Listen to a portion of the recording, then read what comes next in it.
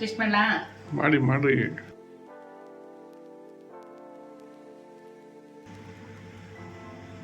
ಚೆನ್ನಾಗಿದೆಯಾ? ಉಪ್ಪು ಖಾರ ಎಲ್ಲ ಕರೆಕ್ಟ್ ಆಗಿದೆಯಾ? ಕರೆಕ್ಟಾಗಿ ಪರ್ಫೆಕ್ಟ್ ಆಗಿದೆ. ಹಾಯ್, ಎಲ್ರಿಗೂ ನಮಸ್ಕಾರ. ಅರಣ್ಯ ಮನೆಗೆ ಸ್ವಾಗತ. ನೋಡಿದ್ರಲ್ಲ ಎಷ್ಟು ಚೆನ್ನಾಗಿದೆ ಅಂತ. ಇದು 9 ತರ ಬೇಳೆಕಾಳಲ್ಲಿ ಮಾಡ್ತಾ ಇರೋದು. ಇದು ಸಾಂಬಾರ್ ತನೂ ತಿನ್ಬೋದು, ಕರಿ ತನೂ ಮಾಡಿ ತಿನ್ಬೋದು. ಇದು ಚಪಾತಿ, ಅನ್ನಕ್ಕೆ, ಜೋಳದ ರೊಟ್ಟಿಗೆ ತುಂಬಾ ಚೆನ್ನಾಗಿರುತ್ತೆ. ಬನ್ನಿ ಹೇಗ್ ಮಾಡೋದು ಅಂತ ಮುಂದೆ ವಿಡಿಯೋದಲ್ಲಿ ನೋಡೋಣ. ಈ ವಿಡಿಯೋ ಇಷ್ಟ ಆದ್ರೆ ನಿಮ್ಮ ಫ್ಯಾಮಿಲಿ ಫ್ರೆಂಡ್ಸ್ಗೆ ಶೇರ್ ಮಾಡಿ. ನಮ್ಮ ಚಾನೆಲ್ ನ ಸಬ್ಸ್ಕ್ರೈಬ್ ಮಾಡೋದು ಮರಿಬೇಡಿ. ಇವಾಗ ಒಂದೊಂದೇ ಕಾಳುಗಳನ್ನ ನೆನೆಸ್ಕೊಂಡ್ಬಿಡೋಣ.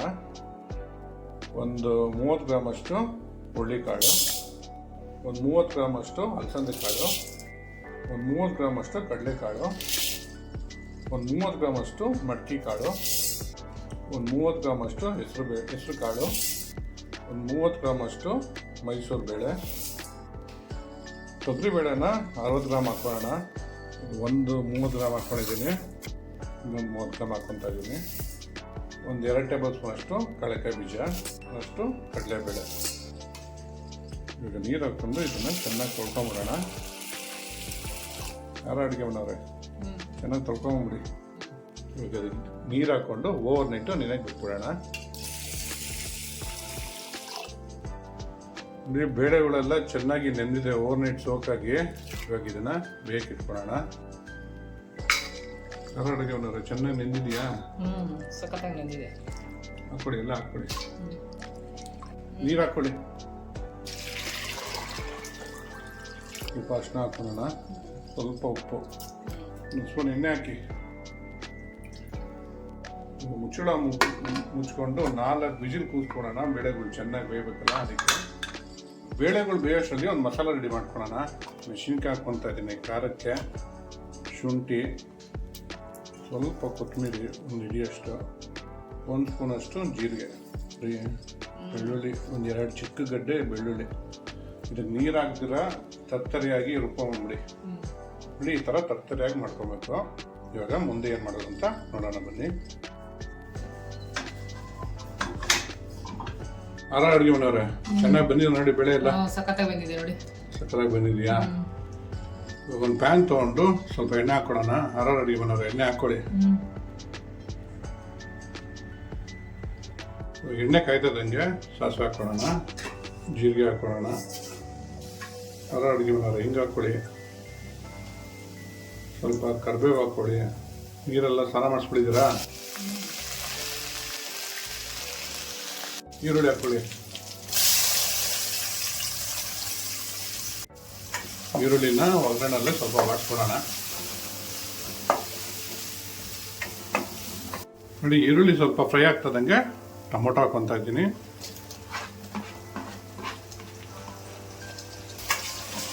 ಇನ್ನು ಈರುಳ್ಳಿ ಜೊತೆ ಚೆನ್ನಾಗಿ ಸ್ವಲ್ಪ ಫ್ರೈ ಆಗಬೇಕು. ಇಲ್ಲಿ ಟೊಮೊಟೊ ಸ್ವಲ್ಪ ಫ್ರೈ ಆಗ್ತದಂಗೆ ಅವಾಗಲೇ ರುಬ್ಬಿಟ್ಕೊಂಡಿದ್ದಲ್ಲ ಖಾರ, ಅದನ್ನು ಹಾಕ್ಕೊತಾ ಇದ್ದೀವಿ. ಮಿಕ್ಸ್ ಮಾಡ್ಕೊಳ್ಳಿ. ಯಾರು ಅಡುಗೆ ಮನೆಯವ್ರೆ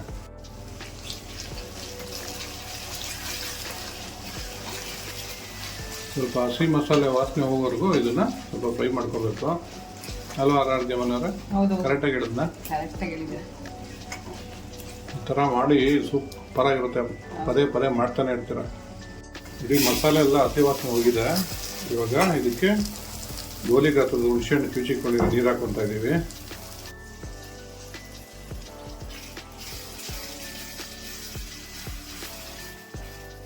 ಇಡೀ ಈ ಥರ ಒಂದು ಕುದಿ ಬರ್ತಾ ಇದ್ದಂಗೆ ಹುಚ್ಚೆಳ್ಳು ಪೌಡ್ರು ಮತ್ತು ಕಡಲೆ ಹಿಟ್ಟು 2 ಹಾಕ್ಕೊತಾ ಇದ್ದೀವಿ. ಒಂದ್ಸರಿ ಮಿಕ್ಸ್ ಮಾಡ್ಕೊಬೋಣ, ಗಂಟು ಕಟ್ಟಬಾರ್ದಲ್ಲ ಅದಕ್ಕೆ.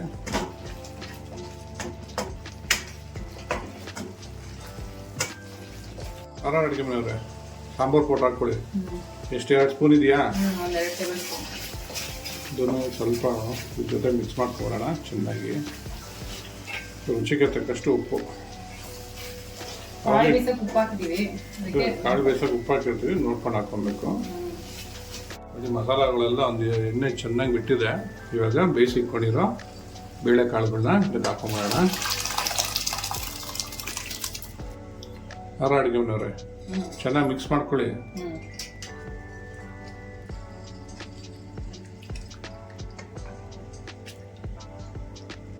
ನೋಡಿ ಇವಾಗ ಚೆನ್ನಾಗಿ ಮಿಕ್ಸ್ ಮಾಡ್ಕೊಂಡಾಗಿದೆ. ಇವಾಗ ಮುಚ್ಚಿಕ್ಬಿಟ್ಟು ಹಸಿ ಮಸಾಲೆ ವಾಸನೆ ಹೋಗೋರು ಚೆನ್ನಾಗಿ ಕುದಿಯಕ್ಕೆ ಬಿಟ್ಬಿಡೋಣ. ಅಡುಗೆ ಮಾಡೋದು ತಕ್ಕೊಳ್ಳಿ. ವಾವ್, ಚೆನ್ನಾಗಿ ಕುದ್ದು ಹಸಿ ಮಸಾಲೆ ವಾಸನೆ ಹೋಗಿದೆ. ನಮ್ಮ 9 ಕಾಳಿನ ಪಲ್ಯ ಇಲ್ಲ ಸಾರು ರೆಡಿ ಇದೆ. ನೀವು 2 ಥರನೂ ತಿನ್ಬೋದು, ಸಾರು ಥರನೂ ತಿನ್ಬೋದು, ಚಪಾತಿಗೂ ಚೆನ್ನಾಗಿರುತ್ತೆ, ರೊಟ್ಟಿ ಚಪಾತಿ ಎಲ್ಲದಕ್ಕೂ ಚೆನ್ನಾಗಿರುತ್ತೆ. ಕೊತ್ತಂಬರಿ ಹಾಕ್ಬಿಡಿ. ಮೇನ್ ಜೋಳದ ರೊಟ್ಟಿಗೆ ಇನ್ನೂ ಸೂಪರ್ ಆಗಿರುತ್ತೆ. ಹೌದು, ಫಿನಿಶಿಂಗ್. ಕೊತ್ತಂಬರಿ ಹಾಕೊಂಡ್ಮೇಲೆ ನಮ್ಮ ಸಾಂಬಾರು ಇಲ್ಲ ಪಲ್ಯ ರೆಡಿ ಇದೆ. 2 in 1 ಇದು. ಸೊ ನವರತ್ನ ಬೇಳೆಕಾಳಿನ ಪಲ್ಯ ಅಥವಾ ಸಾಂಬಾರ್ ರೆಡಿ ಆಗಿದೆ. ಟ್ರೈ ಮಾಡಿಬಿಟ್ಟು ಹೇಗಿತ್ತು ಅಂತ ಕಮೆಂಟ್ ಬಾಕ್ಸ್ ಅಲ್ಲಿ ತಿಳಿಸಿ. Thanks for watching our video.